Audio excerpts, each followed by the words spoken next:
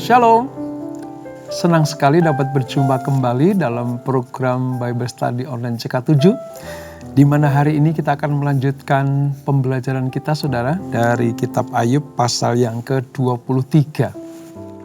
Nah, kita akan membahas tentang bagaimana jika seorang yang dituduh bersalah, lalu dalam kondisi yang menderita, dia membela diri. Dia mengungkapkan dirinya bahwa aku tidak bersalah. Aku tidak melakukan pelanggaran-pelanggaran seperti yang kau tuduhkan. Bahkan aku tidak layak mendapatkan perlakuan seperti ini. Nah, pada posisi ini, saudara, Ayub ingin membela dirinya. Bukan di hadapan sahabatnya lagi, tetapi di hadapan Allah. Sebab sesungguhnya Ayub pun masih tidak mengerti mengapa keadaan seperti ini menimpa dia. Nah, sebelum kita membaca, merenungkan, dan mengambil intisari dalam pembelajaran kita malam hari ini, mari kita datang kepada Tuhan, kita minta Tuhan mengurapi kita, sehingga kita mengerti apa yang kita pelajari. Kami datang kepadamu Tuhan, menikmati segala kebaikan-Mu. Mengenal hidup kami, Kau Allah yang adil, ya Tuhan. Kau Allah yang setia.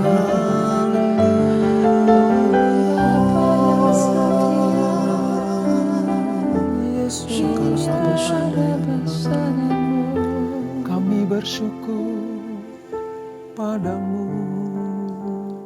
Selidiki aku, lihat hatiku, apakah ku sungguh mengasihi-Mu, Yesus. Kau yang Maha Tahu dan menilai hidupku, tak ada yang tersembunyi bagi-Mu. Selidiki aku, lihat hatiku, apakah ku sungguh mengasihi-Mu, Yesus. Kau yang Maha Tahu dan menilai hidupku, tak ada yang tersembunyi bagi-Mu. Telah kulihat kebaikan-Mu yang tak pernah habis di hidupku. Ku berjuang sampai akhirnya Kau dapati aku tetap setia.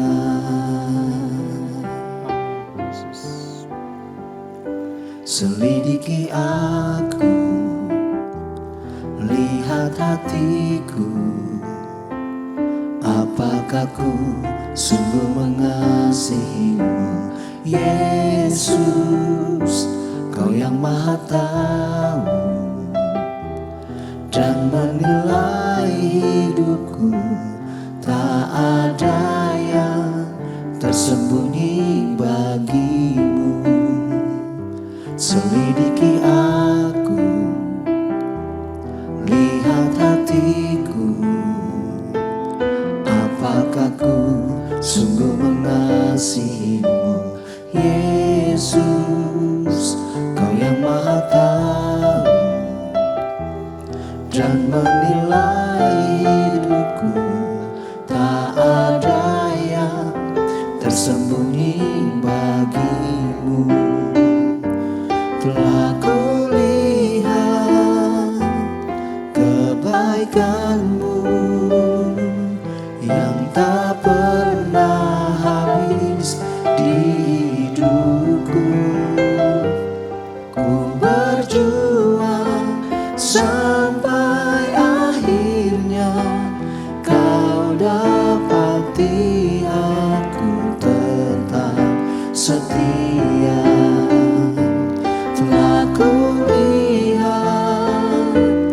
kebaikan-Mu yang tak pernah habis di hidupku.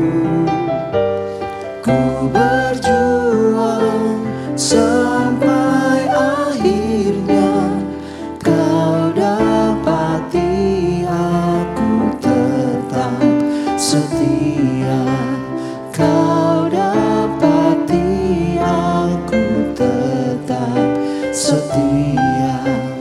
Kau dapati aku tetap setia.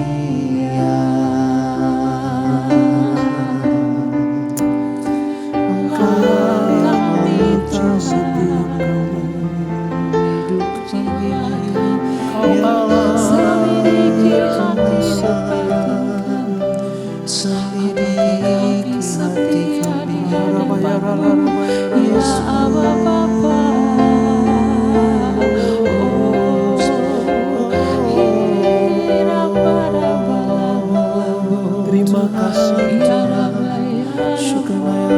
terima kasih Yesus Kristus Tuhanku. Yesus, Kau kebenaran yang menyelamatkanku. Kau memberikanku hidup dan pengharapan.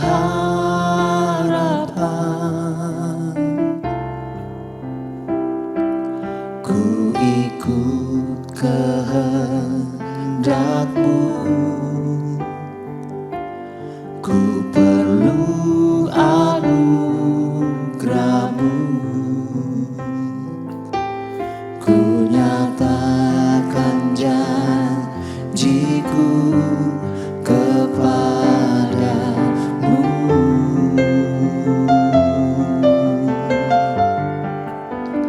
Kalau ku hidup bagi-Mu. Hatiku tetap menyembah-Mu. Dunia tak bisa menjauhkanku dari kasih-Mu.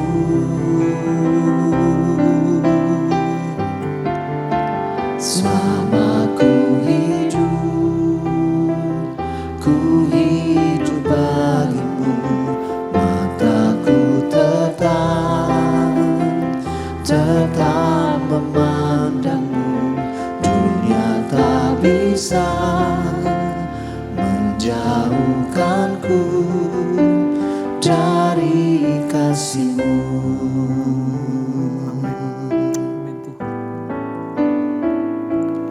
Yesus, Kau kebenaran yang menyelamatkanku.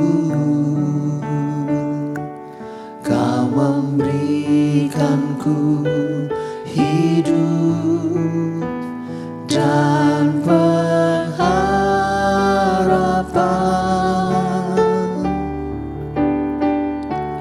Ku ikut kehendak-Mu. Ku perlu anugerah-Mu.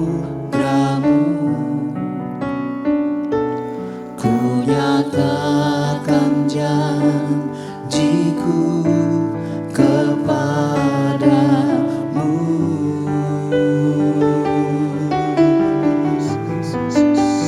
Kalau ku hidup bagi-Mu. Hatiku tetap menyembah-Mu. Dunia tak bisa menjauhkanku dari kasih-Mu.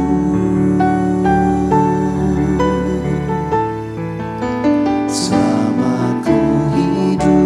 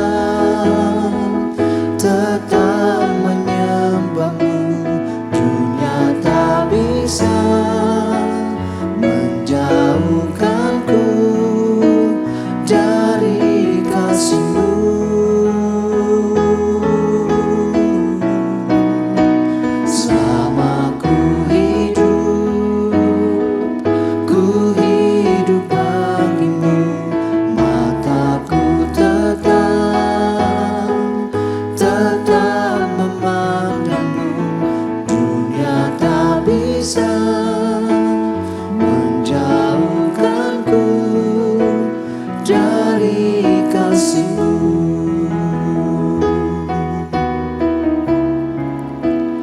Dunia tak bisa menjauhkanku dari kasih-Mu.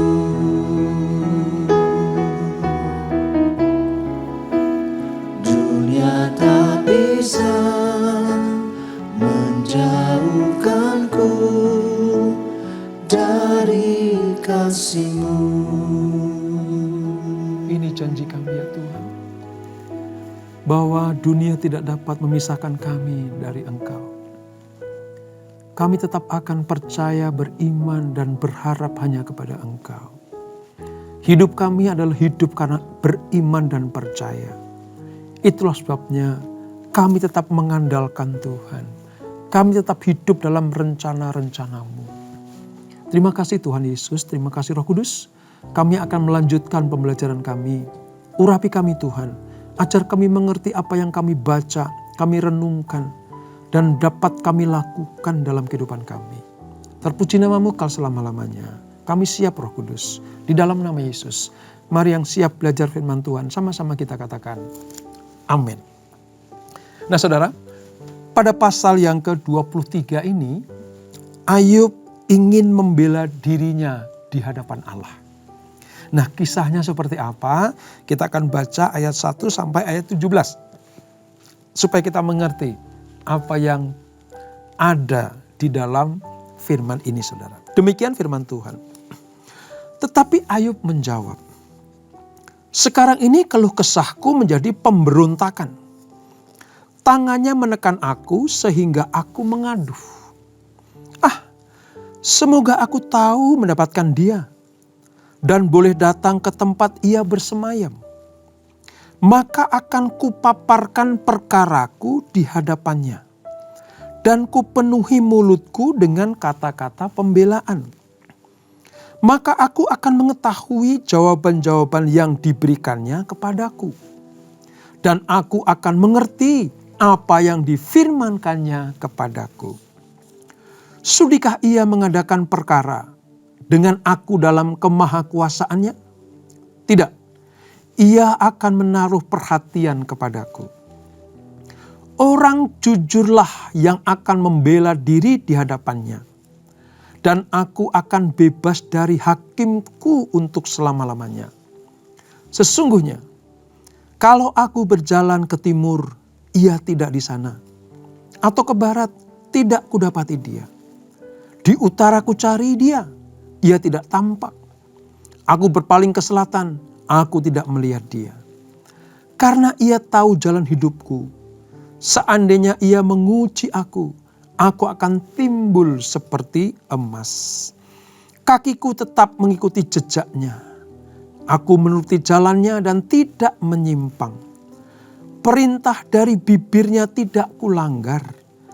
Dalam sanubariku kusimpan ucap mulutnya. Tetapi ia tidak pernah berubah. Siapa dapat menghalangi dia? Apa yang dikendakinya dilaksanakannya juga. Karena ia akan menyelesaikan apa yang ditetapkan atasku. Dan banyak lagi hal yang serupa itu dimaksudkannya. Itulah sebabnya hatiku gemetar menghadapi dia. Kalau semuanya itu kubayangkan, maka aku ketakutan terhadap dia. Allah telah membuat aku putus asa. Yang Maha Kuasa telah membuat hatiku gemetar. Sebab bukan karena kegelapan aku binasa. Dan bukan juga karena mukaku ditutupi gelap gulita. Nah, syair yang tertuang di dalam Ayub pasal 23 ini saudara, sebenarnya berisi tentang bagaimana Ayub rindu, pengen sekali membela dirinya di hadapan Allah. Bagi Ayub, sahabat-sahabatnya tidak menyelesaikan masalah. Bagi Ayub, sahabat-sahabatnya akan memberatkan masalahnya. Nah, pada peristiwa yang kita baca ini, sepanjang pengalaman penderitaan Ayub, kerinduannya cuma satu, saudara, Yaitu apa? Rindu akan kehadiran Tuhan. Rindu akan wajah Allah. Supaya nanti Ayub bisa menyampaikan pendapatnya dan mengerti akan keputusan Allah. Kalau kita perhatikan tadi, Ayub jarang sekali bahkan tidak menyebutkan tentang kehilangan kekayaan. Ia hampir tidak menyinggung kesedihannya yang mendalam atas kehilangan semua anaknya. Bahkan dia tidak membuat pusing kepala tentang sakit penyakitnya. Sebab bagi Ayub, kehilangan yang terbesar dalam hidupnya adalah kalau kehadiran Allah itu tidak ada dalam hidupnya. Itu yang diratapi Ayub. Di tengah segala kesengsaraannya, ia ingin bertemu dengan Tuhannya. Dan dia pengen berhubungan dengan dia lagi. Waktu dia masih dalam keadaan kaya raya, dalam keadaan dikelilingi anak-anak, ya, usahanya berhasil, ternaknya melimpah, punya hubungan yang baik dengan Tuhan. Sampai-sampai Tuhan itu mengecap Ayub sebagai orang yang benar, saleh, menjauhi kejahatan, dan hidupnya bergaul dengan Allah. Kerinduan seperti inilah yang selalu muncul dalam diri Ayub.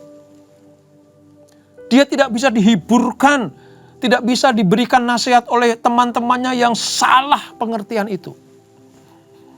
Yang dia tuju cuma satu, Tuhan, tampakkan dirimu. Tuhan, aku pengen melihat kehadiranmu. Tuhan, aku pengen merasakan Engkau ada di sisiku. Itu kerinduan Ayub. Makanya di ayat yang ketiga tadi dikatakan begini, semoga aku tahu mendapatkan dia.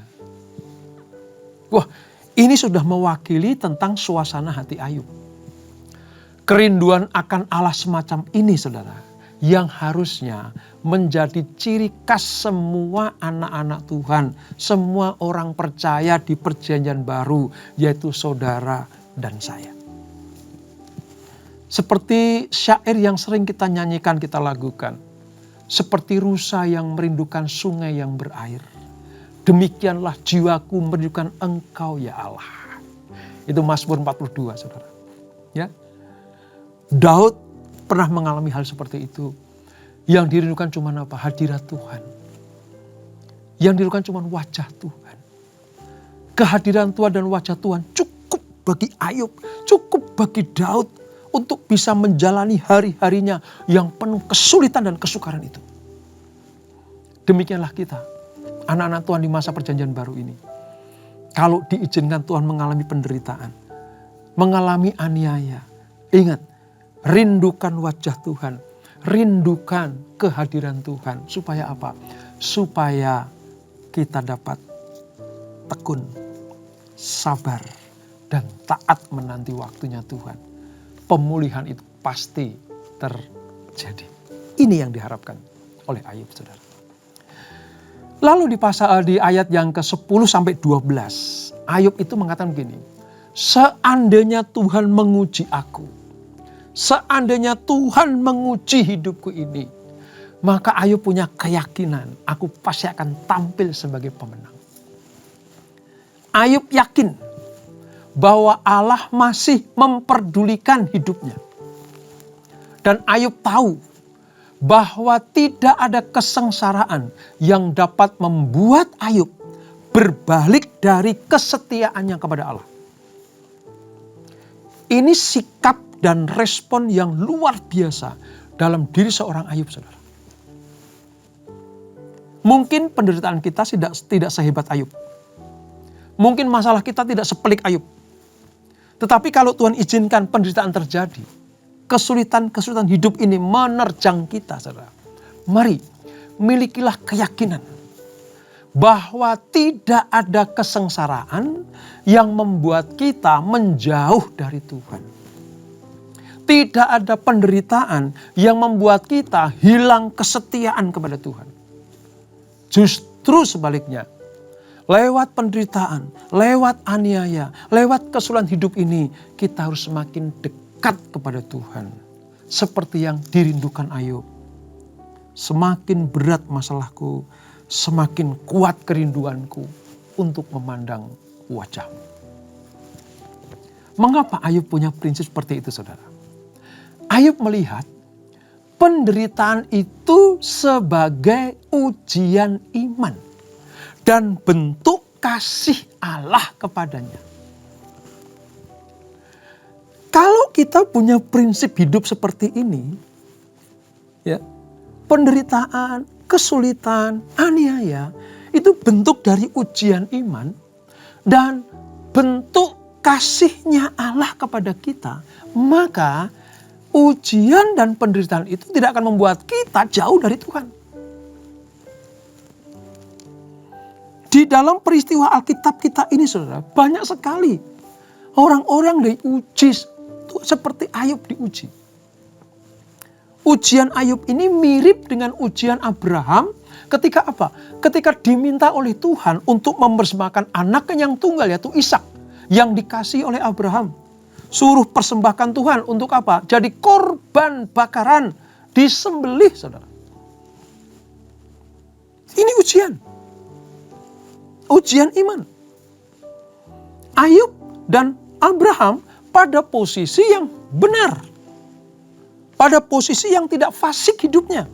Tetapi toh tetap diizinkan Tuhan mengalami penderitaan lewat ujian itu. Dan hebatnya, kedua tokoh ini memberikan kesaksian yang luar biasa. Abraham menang terhadap ujian itu. Dia tidak segan-segan membawa anaknya yang tunggal yang dia kasih, yaitu Ishak, naik ke Gunung Moria. Gunung Moria itu dipercaya sebagai tempat di mana Salomo membangun bait suci. Sekarang sudah tidak ada puing-puingnya, nggak ada, tinggal tembok ratapan, saudara. Di wilayah situlah Gunung Moria. Abraham dengan taat dan setia naik ke Gunung Moria. Untuk apa sih? Untuk menaati perintah Tuhan dan menjalani ujian iman. Dan terbukti Abraham menang atas ujian itu. Dan dia tidak kehilangan Ishak. Dan kalau kita melihat pada posisi Ayub, Ayub pun mengalami hal yang sama. Dia hidupnya benar, bukan orang fasik, tapi Tuhan izinkan menderita. Karena Tuhan pengen uji, apakah Ayub fokus kepada berkatnya, atau Ayub fokus kepada Allah sang pemberi berkat. Dan seperti Abraham, yang fokus kepada Allah, bukan kepada berkatnya yaitu Ishak. Demikianlah Ayub lebih ingin fokus kepada Tuhan dibanding semua yang pernah dia miliki, yang sekarang ini pada posisi ini sudah nggak ada lagi. Ada Ayub, ada Abraham. Belum lagi teladan yang paling besar buat kita adalah Yesus Kristus. Yesus sendiri diuji oleh semua penderitaan yang dialaminya. Ya, dalam Ibrani 5 ayat 8 menyatakan bahwa Allah Yesus Kristus itu menang atas ujian. Dia menderita karena diuji. Dan hasilnya apa? Ia sekarang menjadi teladan buat kita semuanya. Dicobai oleh iblis 3 kali, Yesus menang. Ya, iblis ingin menggagalkan semua rencana Tuhan dalam diri Yesus Kristus. Tapi Yesus tetap tampil sebagai pemenang. Kalau Ayub menang atas ujian, Abraham menang atas ujian, dan Yesus Kristus Tuhan kita menang atas ujian, kita pun anak-anak Tuhan tidak luput daripada ujian itu. Dan puji Tuhan, kita memiliki teladan iman. Teladan iman yang membuat kita tetap kuat, membuat kita tetap berdiri tegak, membuat kita mempertahankan kesetiaan kita kepada Tuhan, membuat kita tetap menyembah Allah dan tidak dapat dipisahkan dari Tuhan.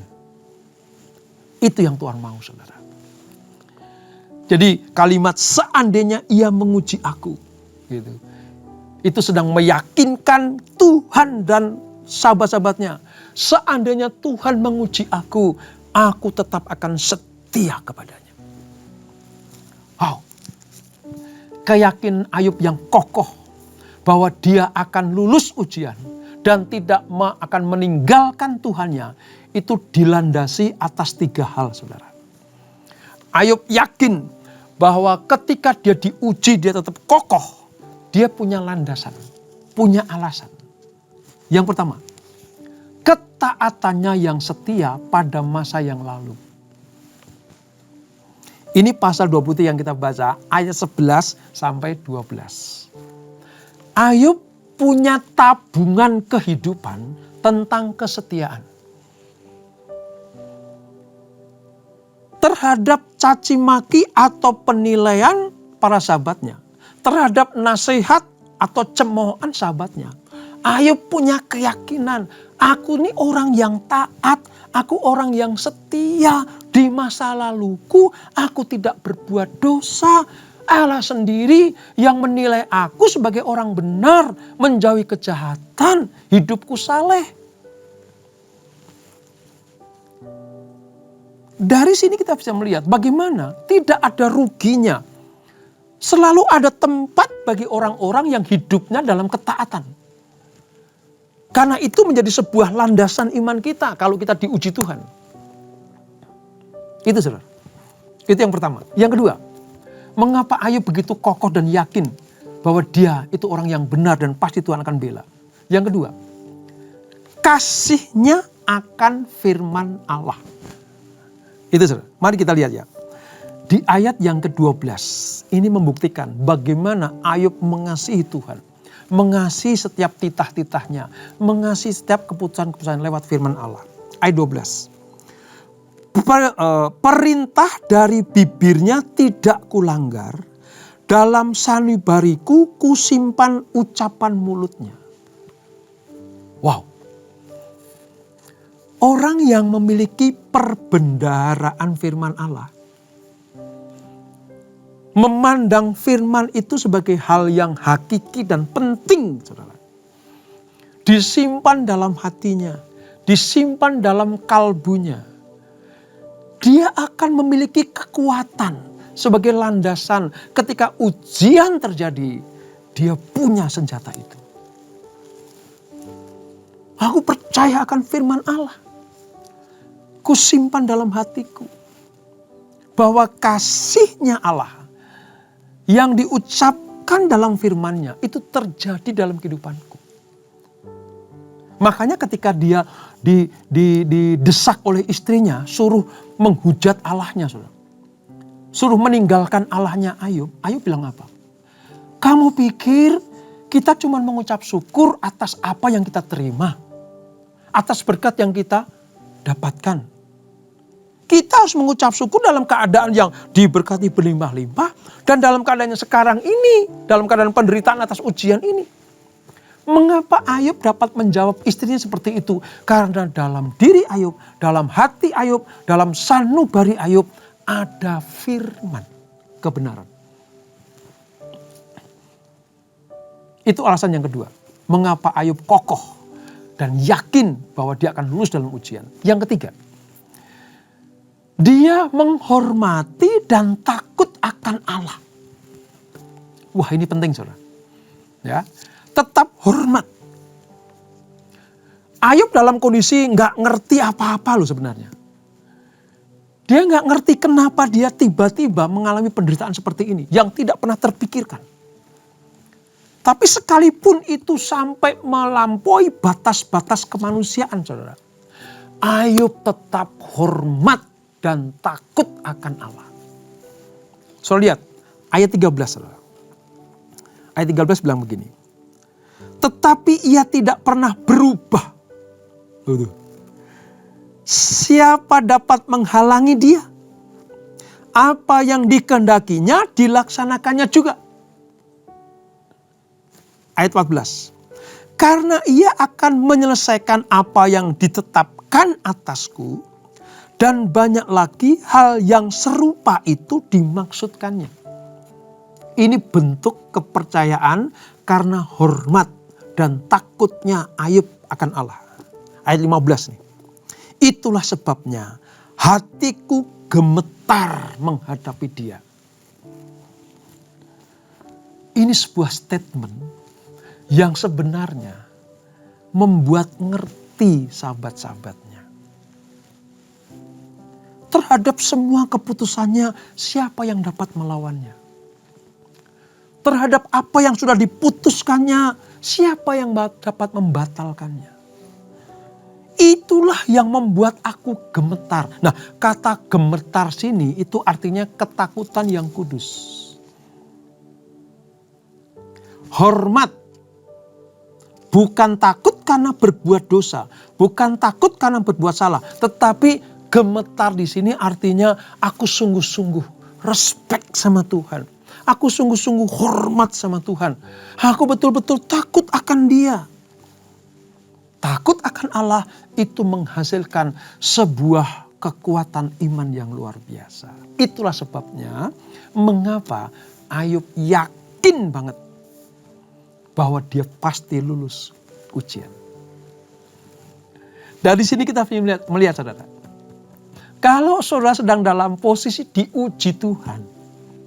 Atau sedang dicobai oleh si jahat.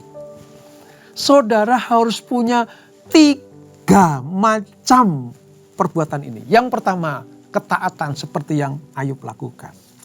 Yang kedua, tetap mengasihi Allah. Dan yang ketiga, jangan kehilangan hormat kita kepada Tuhan. Dan terus dalam posisi takut akan Allah. Supaya apa?